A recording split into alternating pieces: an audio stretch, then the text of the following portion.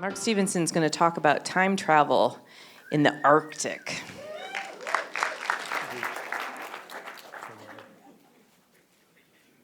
Or what I did on my summer vacation.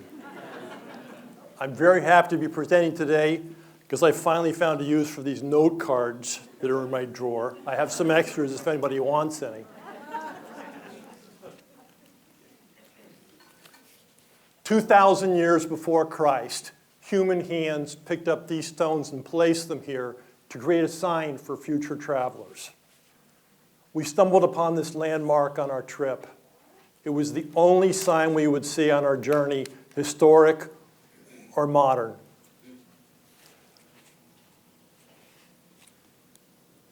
The journey, after 2 years of planning, we let the float plane landed north of the Arctic Circle on the Hornaday River system.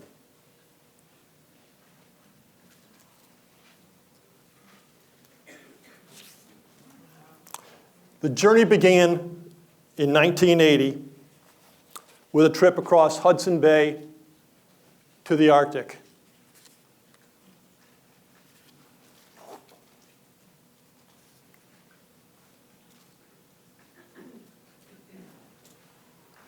The remote and the untamed wilderness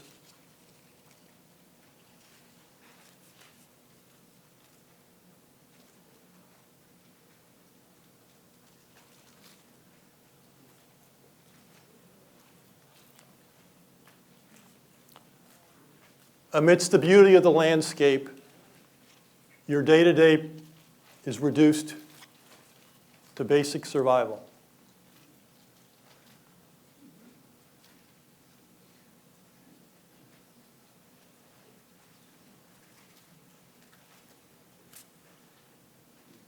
This basic shelter protected us from the wind, rain, and the sun. Your possessions are reduced to only basic objects, including lawn chairs.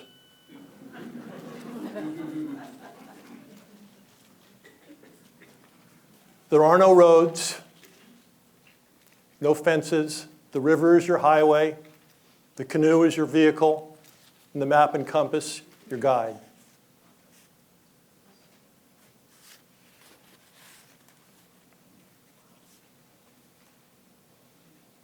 The water is pure and clean. You can dip your cup in and drink it. The surface is crystal clear.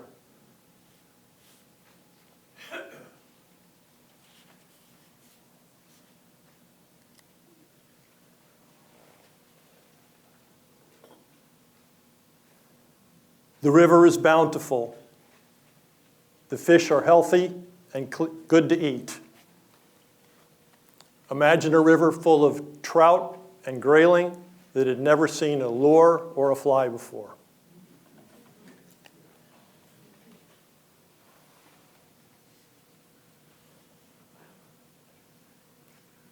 There are no campgrounds. There's no shelters. You're outside 24/7. When it rains, you get wet, and you travel on.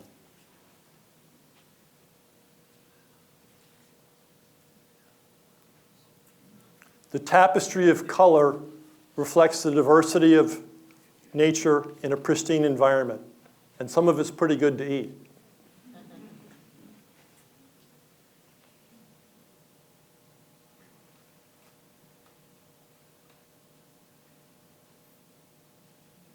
Wolf track, caribou print. Tracking is the oldest skill known to humankind. You learn to hunt, and you learn to not be hunted.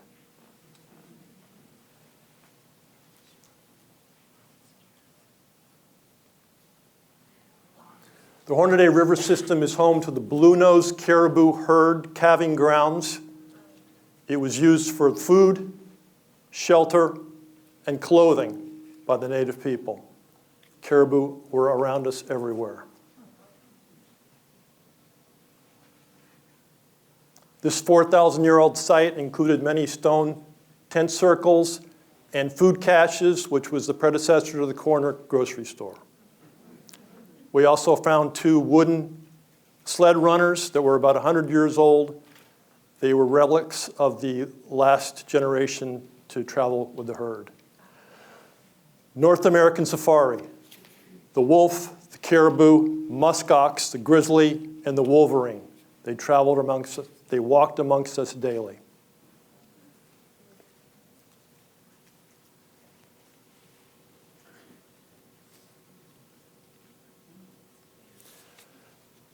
The length of the trip was equivalent from here to Boston.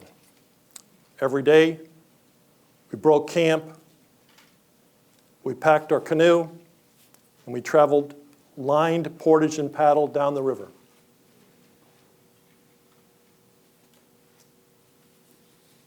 We approached this prospective campsite, and ptarmigan burst from the bushes around us.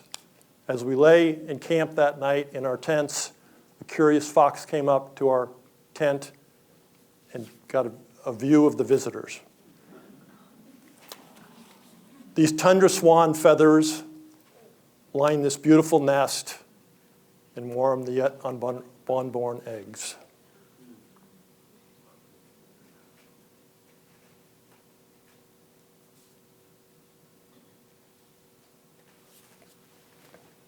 We take time to reflect, to fish, and to hike, and to enjoy great food and each other's company.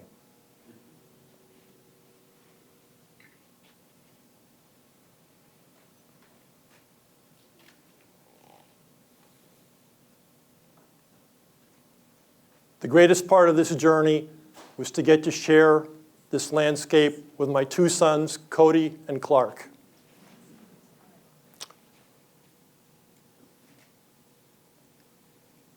To witness them earning the perspective, I get cut out. For them to earn the perspective and the confidence that goes along with such a trip.